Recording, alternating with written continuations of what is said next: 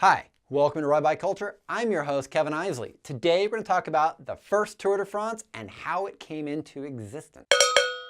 The Tour de France came into existence in 1903 and it was raced between the 1st of July and the 19th of July, and it was 1,509 miles.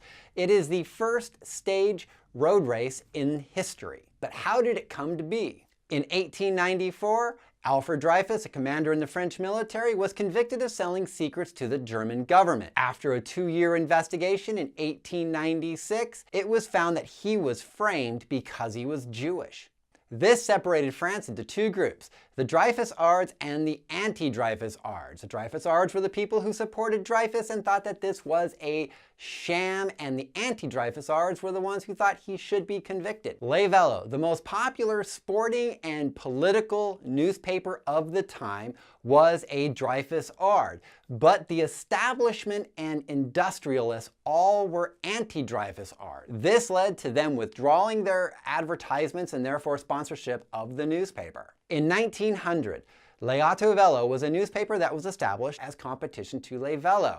It was headed up by editor Henri de Sourange. Henri de Sourange was a former professional cyclist, and he was trying to get all the cycling fans to come to his newspaper. But shortly after it was established, Le Vélo sued L'Auto Velo for infringement of name. So then they had to change their name to L'Auto. Henri de Sourange was very worried about losing his cyclist followers, so he had to come up with something big. He had to come up with a promotional gimmick for marketing. On a train ride from Marseille to Paris, Mr. de Sourange was with his business partner, Géo Lefèvre, and Géo came up with the idea of a stage race around France. This was to be modeled after the very popular 6-day track races that at the time everybody loved to go see. So on the 19th of February, 1903, L'Auto put an ad in their newspaper for the Tour de France. Originally billed as a 5-week race from June 2nd to July 15th, the race was comprised of 6 stages, each stage being about 400 kilometers or 250 miles, and they would have a 3-day rest period between each stage. A week before the tour was supposed to start, they only had 15 participants who signed up, and this wasn't enough to boost the newspaper, so they postponed it for July 1st.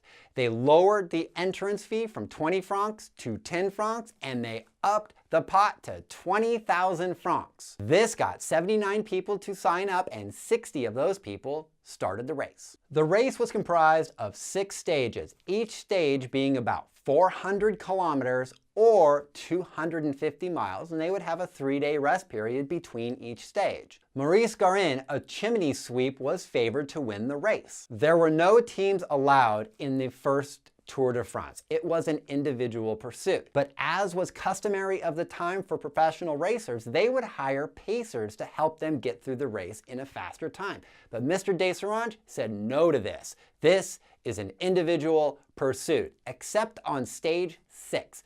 The final into Paris, he was going to allow pacers, but after stage 5, he said no pacers whatsoever. You got to keep going on your own. There were 2 categories in the original Tour de France. There was the general classification, which meant you paid those 10 francs to get in, and you could win up to 20,000 francs, but you had to complete each stage of the race.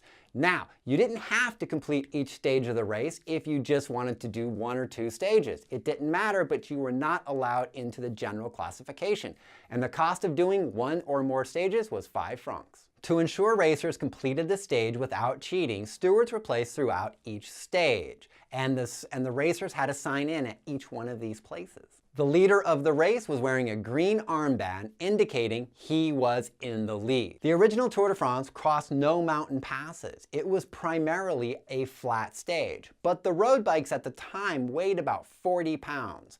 And in order to change your gear, you had to get off your bike and change it, because prior to 1937, there were no derailleurs. During the first Tour de France, it was believed that smoking would help you climb mountains better by opening up your lungs. So you see a lot of pictures of cyclists smoking while they're racing. Another thing they believed in 1903 was that drinking alcohol during the race would give you a performance enhancement. The alcohol would numb the pain of the race. So it was customary during the Tour de France to stop off at a local pub and drink a pint of beer.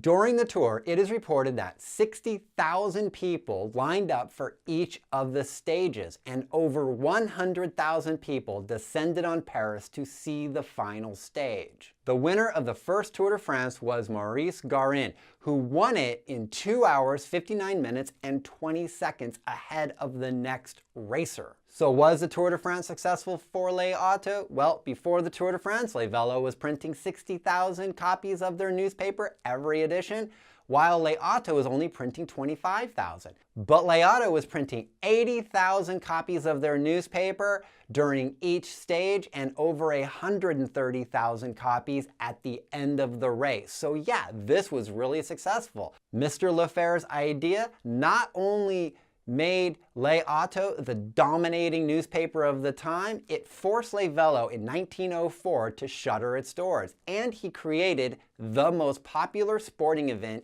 in the world. Well, I think that just about covers it. The first Tour de France and how it came into existence. You know I like history, so I went a little deeper than most. If you like this episode, give it a thumbs up. If you're new to my channel, hit that subscribe button. And as always, I'm on YouTube, I'm on Instagram, I'm on Facebook, I'm everywhere, people. And until the next time, I have to see you out there on the road.